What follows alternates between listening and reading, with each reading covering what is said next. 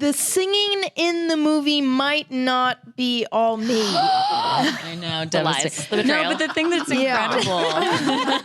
Deception, disgrace. It's a mix of a lot of different takes and Yeah. Some that aren't me. That's right, yeah. Welcome, one and all, to South by Southwest 2024. I'm Tatiana Hollander with Screen Rant, and I'm here with the incredible cast and creators of Ghostlight. Round of applause, please. Thank you, audience. Wow. Ghostlight. Rousing. Thunderous applause. There are only 3 people here, but they were very enthusiastic. Ghostlight is a beautiful story about a family that is grieving the loss of their son, and especially a father who will not let himself grieve until a theater community production of Romeo and Juliet changes his life. It was written by Kelly O'Sullivan and co-directed by herself and Alex Thompson. Welcome. Thank you for being here with us. Thanks for having us. And it stars Keith Kupferer, Catherine Mallon Kupferer, and Tara Mallon, who are a real-life family playing a very realistic family on screen. Incredible job, all 3 of you. Thank you so much. Thank you. My first question is for you, Kelly, because I'm so fascinated by the meta-theatrical aspect, right? We're exploring grief through a story about someone exploring grief through a story. Mm-hmm. So did you first say, I want to write around Romeo and Juliet, or did that come from you dealing with Dan's story? It started with Romeo and Juliet, and then his real life events kind of sprung from there. I knew I wanted to have a character who desperately needed a place for expression, find that in theater. And then when I was thinking about what the family might have gone through, Romeo and Juliet just fit so perfectly. And I had been wanting to explore some of the themes in Romeo and Juliet. And as I've gotten older, the story is way less romantic to me and far more tragic.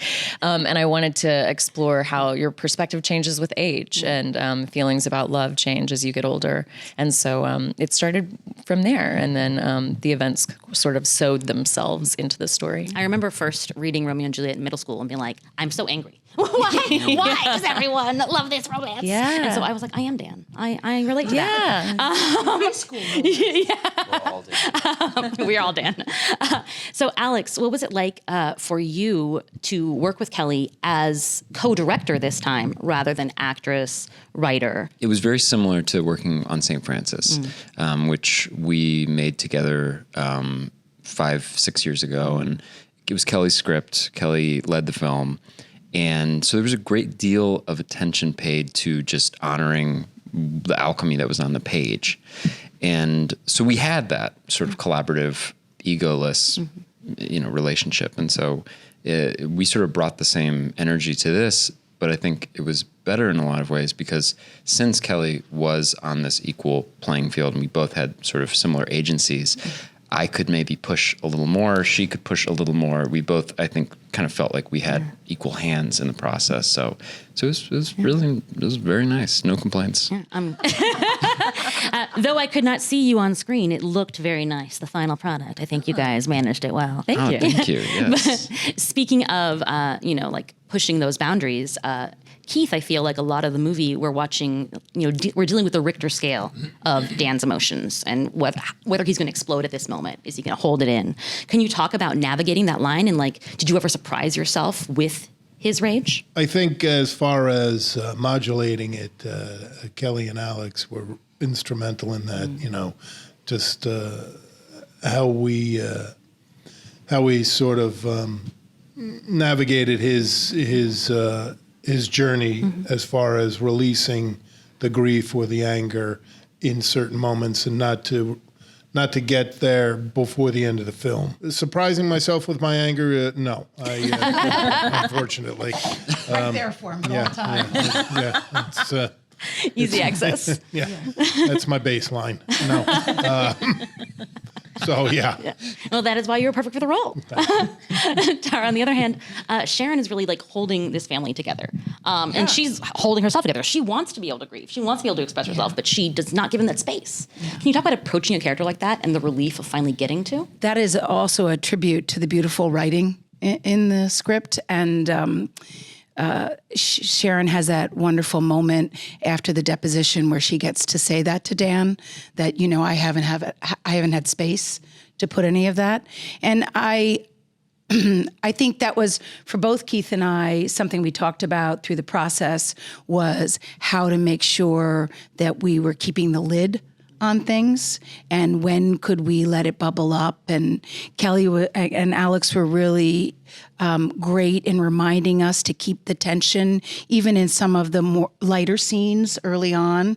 That obviously we shot out of sequence, reminding us that that tension always had to be there, bubbling underneath, and that when was the moment that we could let it kind of come up. And and it's hard as an actor to kind of walk around for a month holding it. I mean, it definitely can make you a little depressed. But we were really well supported, and being the CEO of a family is a role I'm accustomed to. I love that, the CEO of the family. Catherine, I love what a firecracker Daisy is. And I know as a youth in theater, once I was one, parents can sometimes be like backup directors for you. How does that change or evolve when they are also your co-stars? It doesn't change at all, actually. At all. Why are you making that face? I think that in some other things, I always have sometimes issues understanding like what I need to do, or where I need to make changes. And I think Alex and Kelly really helped. But also sometimes like my mom and my dad would like pull me off and, talk to me and tell me what to do.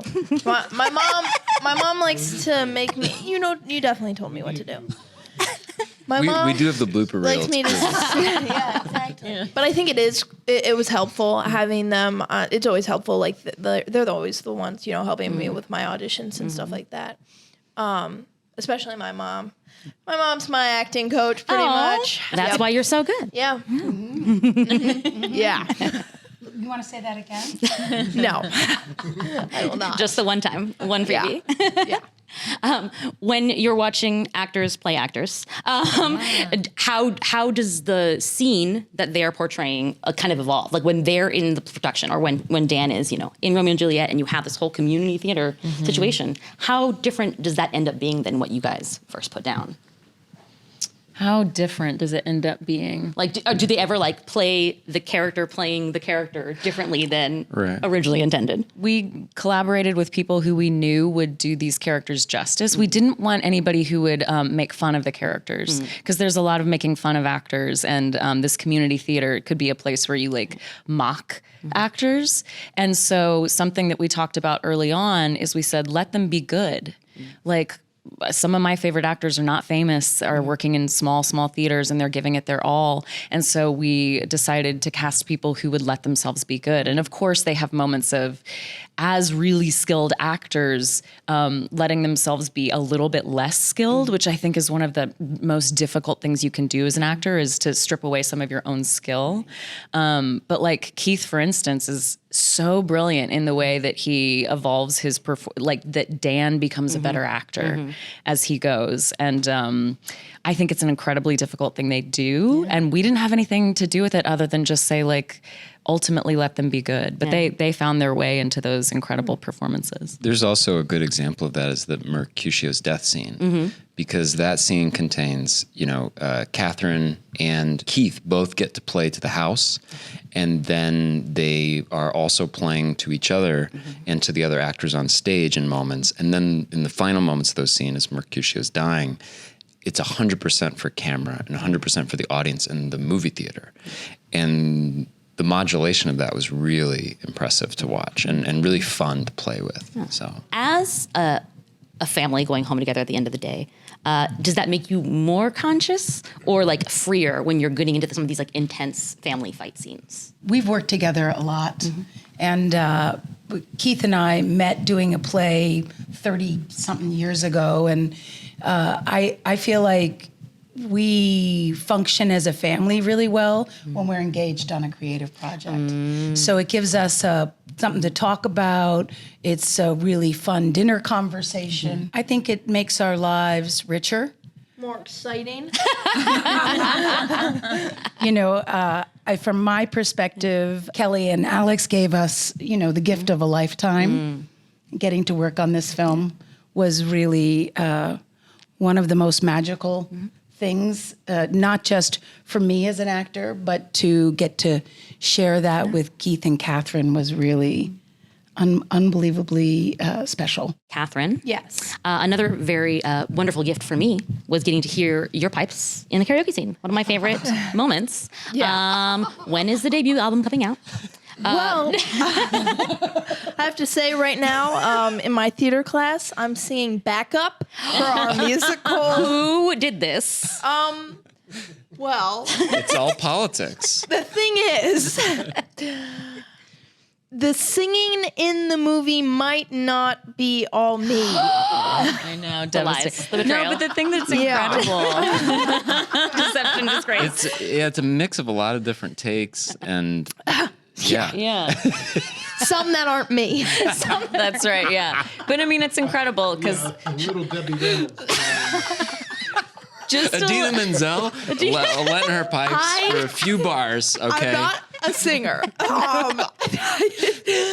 Yeah. When you know Adele personally, Personally came you to help can't. out. You know. Catherine did an incredible job. Ultimately, we decided that we wanted a voice that was like, oh, she's going to go beyond Broadway as a musical theater singer. And so we ended up using a little bit of a mix of a musical theater actor's voice. But I will say on the day, Catherine was incredible. And something that I loved about her performance was Daisy is all about like the joy of performing. And that's 100% Catherine. Like that's not something that could be mixed with anything else. And so I think the performance is really, really beautiful. Nothing technically was working that day, and so I was so stressed. And I remember when Catherine started in, by 15 takes in or something, right? I like had a smile on my face. Everyone was clapping and laughing. It was a great gift. You're awesome. A great gift to work with all these actors. Smelliest bar. It was horrible. Well, It was unbelievable. we had to leave it adds to the open moment. because of the slot machines. And I was pregnant at the time. Oh, wow. And so smells are so intense. And I just remember being like, don't mom. Our newborn is smoking already because of that, actually. He's got a total dependency. It's really sad. It's weird because the cigarette is so big compared to his body. Like the walls. Yeah.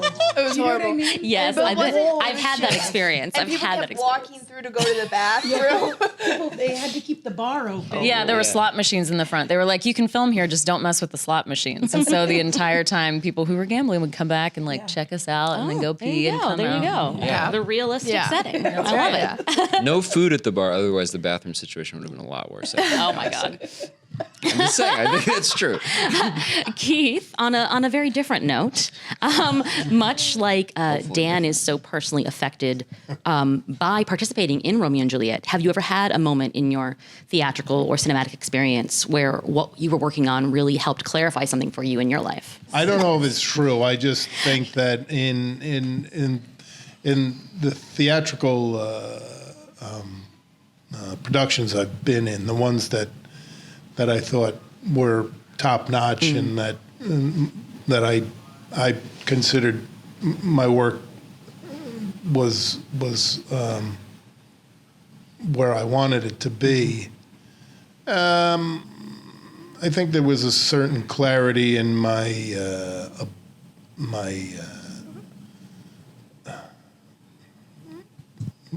journey as an actor, perhaps. I mean, the growth of what I've been able to do, and I know that sounds like asshole actor talking about himself, No.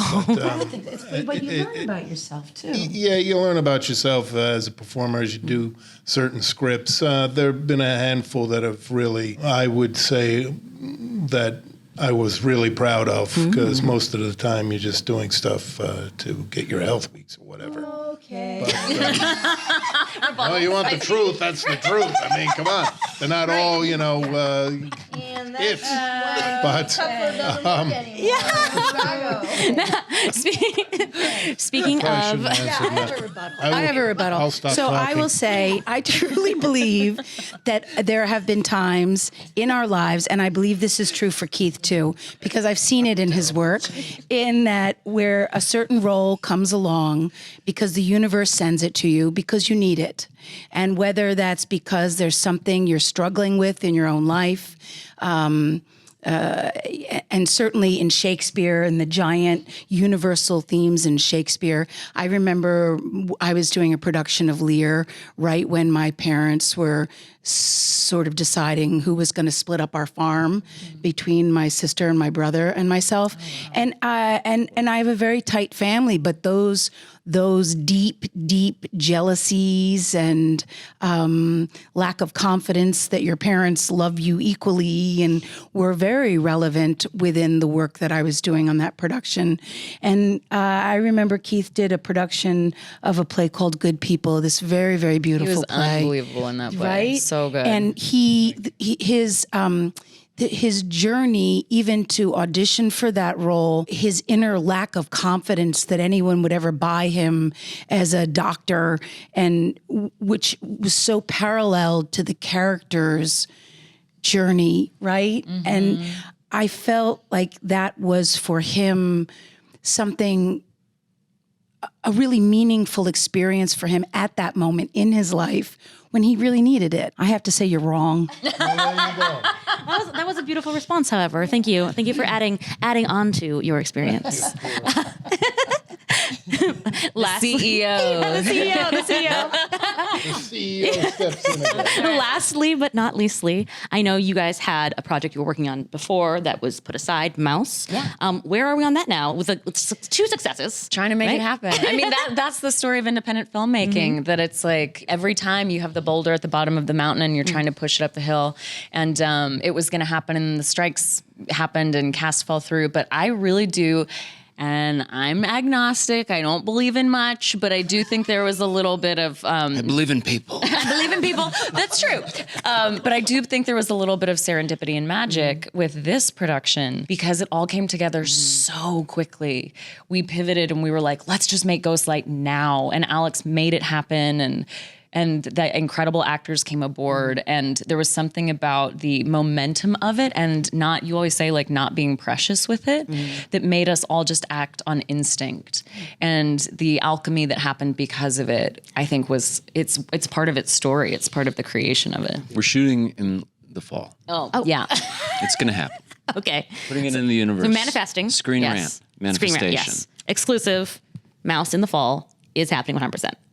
We don't know with who. We don't know how. This is our dynamic. I want to be like, we don't know. We'll see. And he's like, we're making it happen. Yeah. I love that. Right, we got to tell someone. It's got to happen. But alchemy is the perfect word for Ghostlight, which was a perfect mix of both of your families. Yes. Thank you so much for being here. Have a great Thank you. weekend and Thank festival. you. Thank you so you. much.